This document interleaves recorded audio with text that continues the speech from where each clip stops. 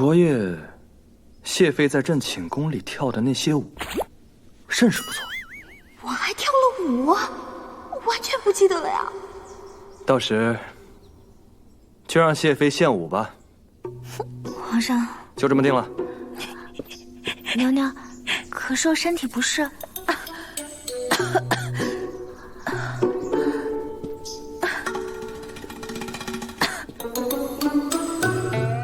臣妾近日偶感风寒，精神不济。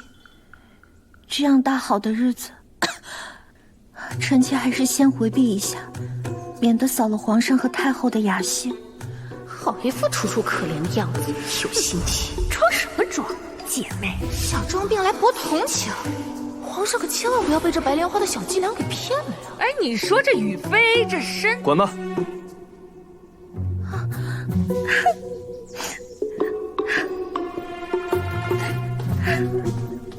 可惜啊，本来是装可爱，谁知道真可爱，被嫌弃了，活该。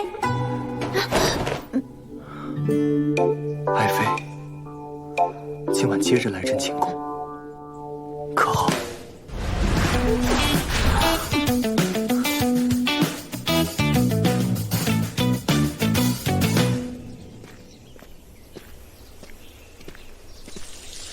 这不是刚失宠的雨贵妃吗？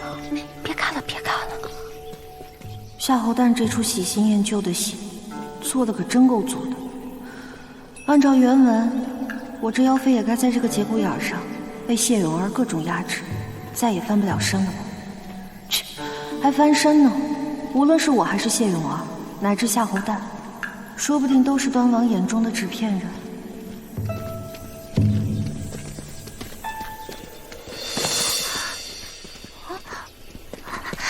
小姐，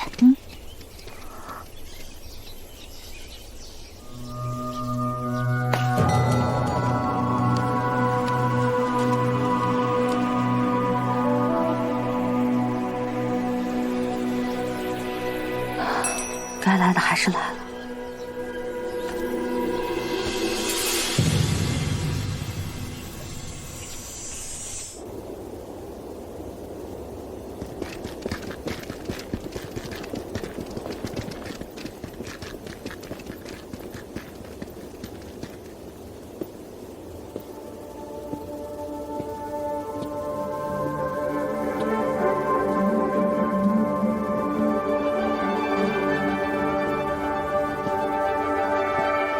婉音，我在这儿，到我身边来。这个男人太会了吧！哎呀，大意了，应该带北书或者安慰来保命的。不过他应该不会在这个阶段取我性命，还是先挣扎一下，探探他到底在第几层吧。殿下约我前来，是有什么事吗？今日早些时候，我去看望了羽少卿，他很是挂念娘娘，不知你在宫中过得如何，所以我就想着替他来问问。殿下真是有心了，不过这宫中的日子还能如何？婉音可是有什么心事？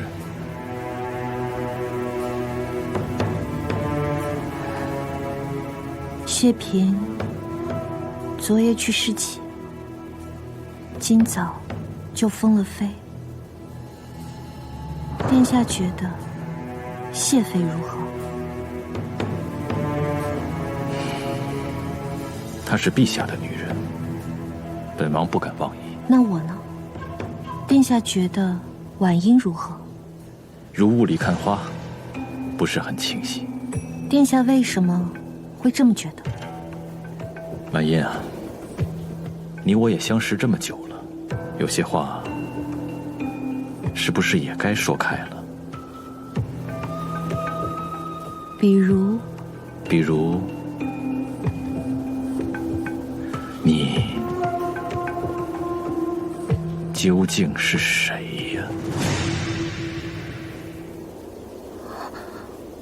我……又比如，陛下是谁？谢永儿又是谁？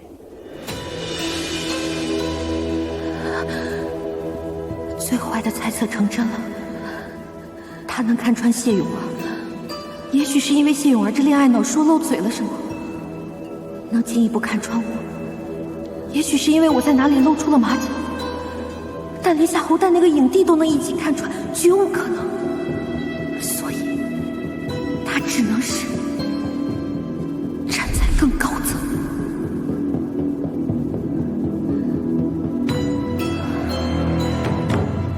婉音不必如此紧张。本王对你一向没有恶意，而且你又能预知一些事，所以才能更清楚，选我才是明智之举。你既然什么都知道了，还需要我做什么？我来找你不是让你做什么，而是本王心悦于你。你们甚至都不是一个物种的，都不是一个次元，你怎会心悦于我？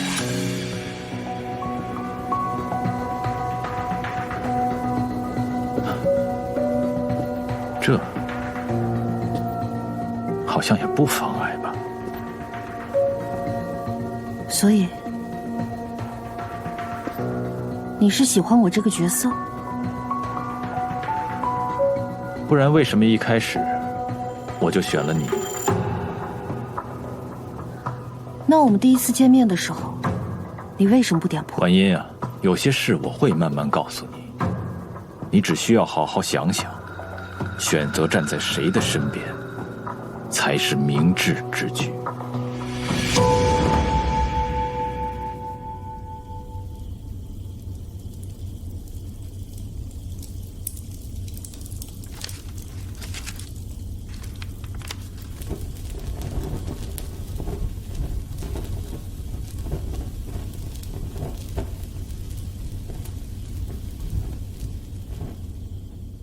与贵妃去了御花园，她正在和端王私会。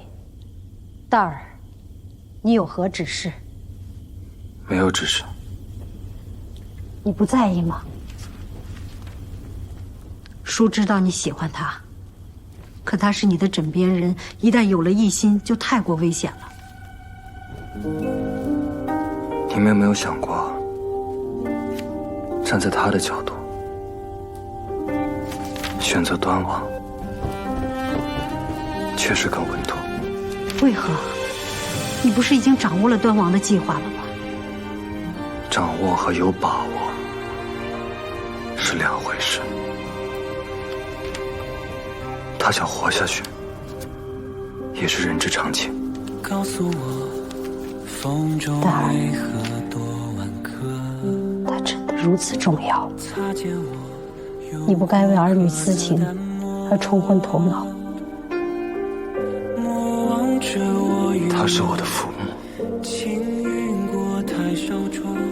那夏侯惇呢？他不会的。为什么？因为就连我都在犹豫，要不要和他结盟，他却一直坚定的选择我。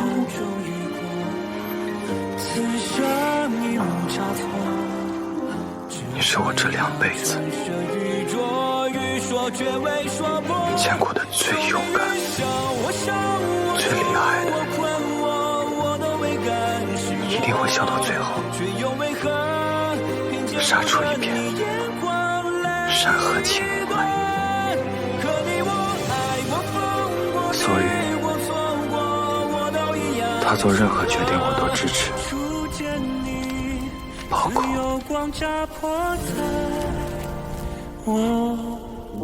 离开我。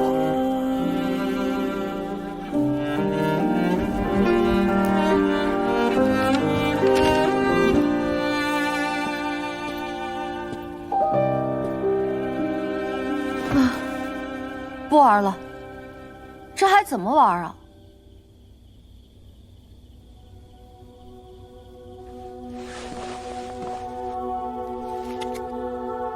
本来还想着4个人一起打麻将呢，结果人家1卷3，来了个天胡，还说心悦于我。你会心悦一个纸片人？鬼才信！婉音啊，北叔，我看你迟迟未归，就给你备了些茶和点心，记得吃啊。好，谢谢北叔，你也早点歇歇。嗯。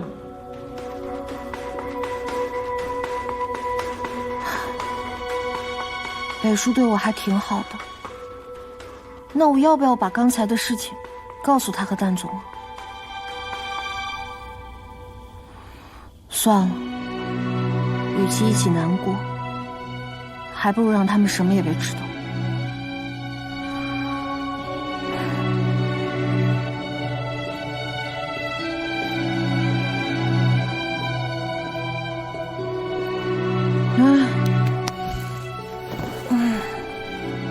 也不知道我活着的这本书里叫什么名字，会活到第几页啊？说不定徐瑶的死也是剧情提前设定好的。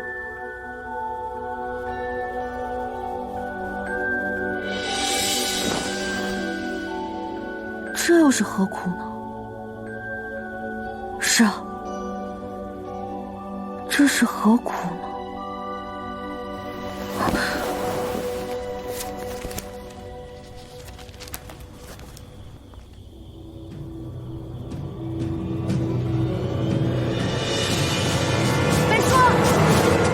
谢妃娘娘，您来了。安公公，哎，娘娘啊，我们娘娘有要事要见皇上，任何人不能打扰。这是。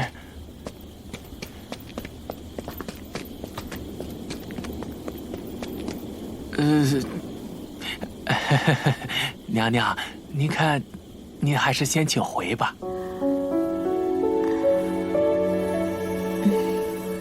蛋总，你怎么来了？端王他果然有问题。为什么这么说？徐瑶的这本书把他的计划记录得这么详细，如果夏侯伯真的是站在最高层的话，这本书怎么会落到我们手里？假设他是故意让我们发现的，这对他又有什么好处呢？想要打败你，最简单的方式当然是什么也不让我们知道。还有，他如果知道我是穿来的，怎么不直接问我，反而几次3番的试探我？而且我今天和他见面了，我说到我们都不是一个物种，甚至都不是一个次元的时候，他明显迟疑了一下。这说明了什么？说明他展现的主动行为，可能只是通过某种方式观察到了我们几个的异常。在他的眼里，我们可能就是那种能预测未来、开了天眼的半神。而且他觉得我们3个是同类哦。你、我、谢永儿。所以他不信任谢永儿，也不会信任我和你。这么说，他还是个纸片人。我还是得想个办法，好好试一试他。哦，对了，我们是不是得赶紧找到那些学子了？笑什么？你跟他私下会面的事情，就这么告诉我了？我跟你说了这么多大事，你的关注点就在这儿。我都听到了，但我觉得更重要的是，要不要吃火锅？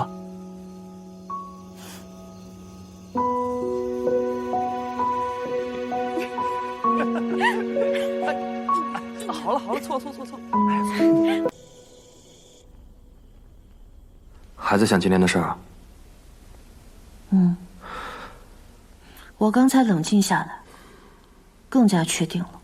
确定什么？端王他一定是一个纸片人。怎么说？西山和东湖相隔那么远，端王兵力有限。如果他是上帝视角，明知道我们在东湖，为什么要派大部分兵力去西山，围堵我们的替身呢？他也没有十足的信心。没错。而且在东湖埋伏我们的人数量不多，明显准备不足，不然就不会是只折了一个学子的事了。对啊，而且在东湖的时候，他们明显没有预估到北叔的战斗力。就像你说的，在我们面前杀人，原本就是为了威慑，没有理由败北啊。要是说连败北都是计算好的，我是不信。所以，端王一定不会是比我们更高一层的存在。他露馅了。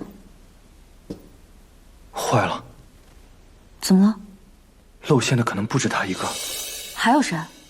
你那身虽然很燃，但可能在他那暴露自己了。就这点事儿啊？就这点事儿？你的人身安全可是头等大事。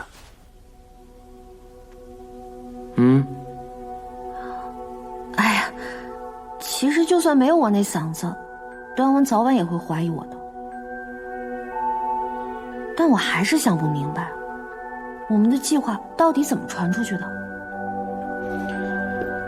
行程只有北周和暗卫知道，但原文里他们是保护我到最后一刻，所以不会是他们。学子们在赴约之前根本不知道我们是谁，所以也不可能是他们。那会是谁呢？其实除了刚才那些人以外，还有一个人有可能泄密，那就是夏侯惇他自己。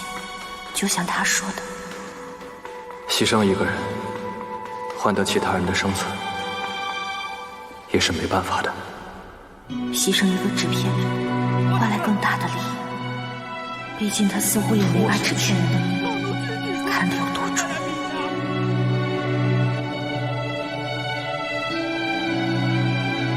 同样是制片人，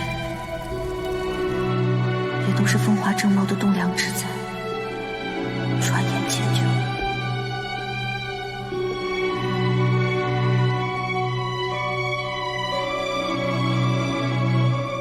我是不是想多了？要是他也不靠谱，这宫里还有谁能信得过呢？想什么呢？没什么。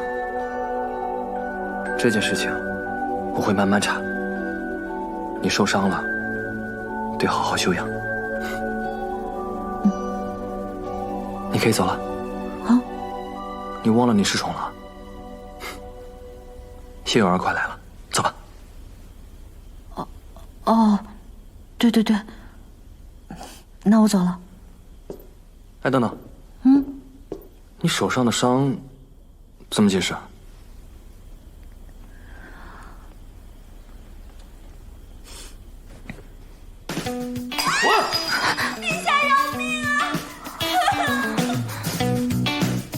咦，这是哪个眼睛歪着长的太医缠的纱布啊？缠成这副鬼样子。哎，也就还好吧。陛下怎么可以这样？只见新人笑，不闻旧人哭。就算是老爷有错，也不应该迁怒娘娘吧？嗨，不过就是被摔碎的茶杯划了道口子，这怎么能怪皇上呢？可是我明明看到了。嬷嬷，我突然想喝甜粥，能帮我做一碗吗？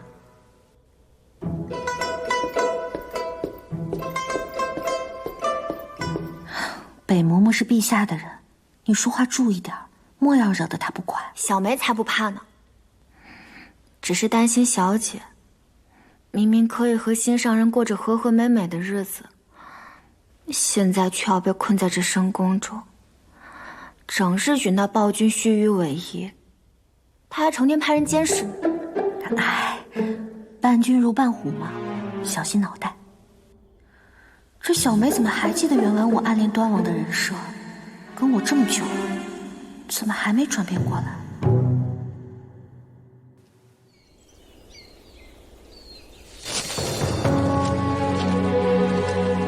杜兄，平日里你总嫌我抠门，今今日我买了最好最贵的花雕酒，在那边多喝点。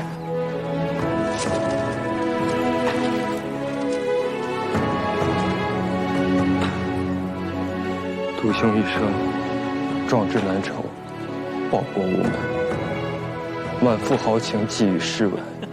如今幸于明君，我等必携独兄之志者，不吝热血匡扶大夏。独兄，你先看着吧。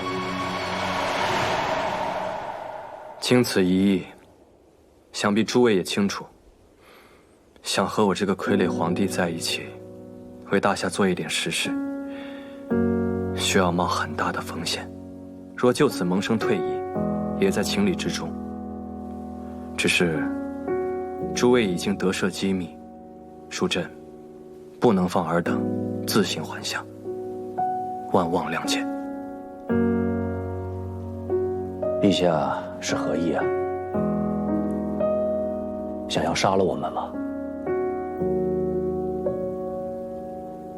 不会，朕会找一个远离这片泥淖的地方，不会强迫诸位出谋划策，行谋士之事。你们只需安心读书，待到都城的局势稳定之后，无论谁做那个皇位，你们仍是你们，清清白白的可用之才。到那时，再用你们的才学做一代贤臣，百世留名。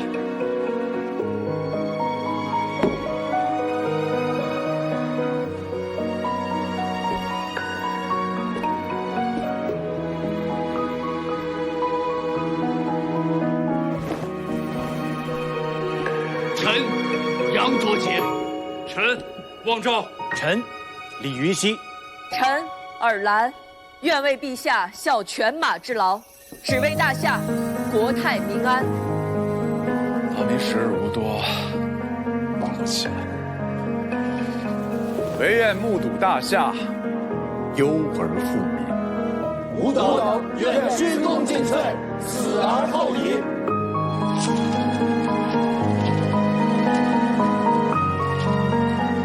独兄，当初我们6人约好，一同入仕，为国尽忠。如今4人已去，生者如斯，我们一定会竭尽全力，匡扶明君，以期天下大治，告为你的在天之灵。你放心，这一天不会太久，让奸佞付出代价，早日归命于你。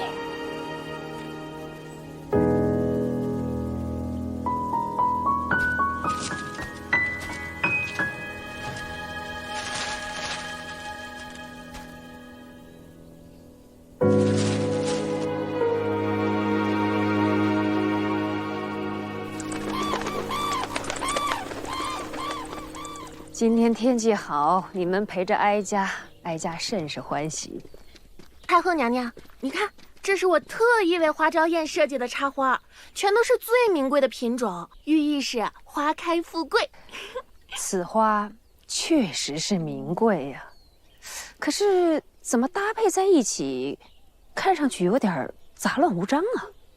那娘娘您看看我这个吧，这是一水的茉莉，香气袭人，您闻闻。茉莉果然是清香，可是看上去怎么有点平淡无奇，显得有点寒酸呀。那娘娘，您看，兰花喜不喜欢？空谷幽兰，气质非凡。兰花确实是清雅，只是要考虑寓意，毕竟是摆在皇宫之中，要有大气磅礴之气。是。一位才子的性命不过一捧野花，可为博权贵一笑，却要费尽心思，劳民伤财。谢妃，你准备了什么呀？回太后娘娘，臣妾准备了牡丹。牡丹？这也太普通了吧，是吧？美人说的是，此花虽然常见，但花朝宴1年就1次，这可是太后娘娘的脸面呀。太后说的是，不仅要考虑名贵，还要想着寓意，且不能太寒酸。